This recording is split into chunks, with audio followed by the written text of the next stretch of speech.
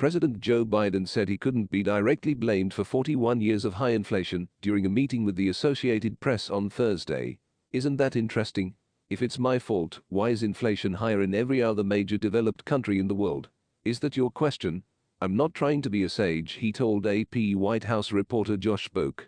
Biden pointed out that under his oversight, the deficit has reduced and employment has risen, but the Democratic president acknowledged that Americans are paying significantly more to put food on their tables and fuel in their cars, and that his approval impaired rating. If you want a direct barometer of what people around the kitchen table and around the dinner table are going to be talking about and whether things are going well, it's the cost of groceries and the cost of gas at the pump, he conceded. But while Biden said his message to oil companies is, don't just reward yourself, he has few tools at his disposal to lower prices meaningfully in the short term. After more than 2 years of the COVID-19 pandemic, Biden said the American people are really devastated. He stressed that the need for mental health in America has skyrocketed because people saw everything angrily. Biden has asserted that he is optimistic about the country's future and that Americans should feel the same, even as a majority of voters say the country is on the wrong track. Be confident because I am confident that we are better positioned than any other country in the world to own the second quarter of the 21st century, Biden said. That's not an exaggeration, that's a fact. Still, it wasn't clear if Biden's rhetoric would have a tangible impact on the nation's bleak outlook.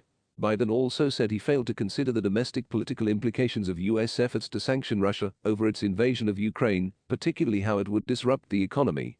Without such action, he said, I fear what would happen next. Would you see the chaos in Europe? He added, it's not about my political survival. It's about what's best for the country.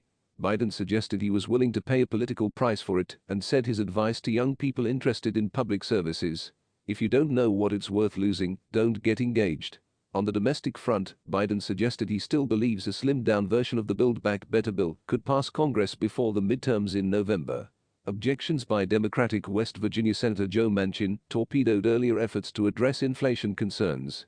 Biden needs all 50 Democrats to back a package to bypass GOP opposition under Senate budget rules. There's more than one way to reduce costs for workers, Biden said.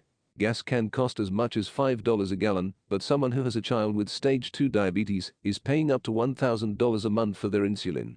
We can cut it down to $35 a month and do it. He added, we have the votes for it. We'll work it out. I can't do everything. Biden also suggested there was consensus on providing tax credits for winterizing homes, which would help reduce utility bills and boost domestic semiconductor manufacturing to address supply chain issues that have been driving prices up.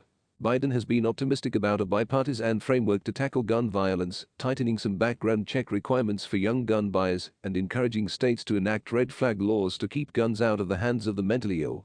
As lawmakers draft legislation, momentum seems to be building in the Senate after decades of inaction and mass tragedy. Biden acknowledged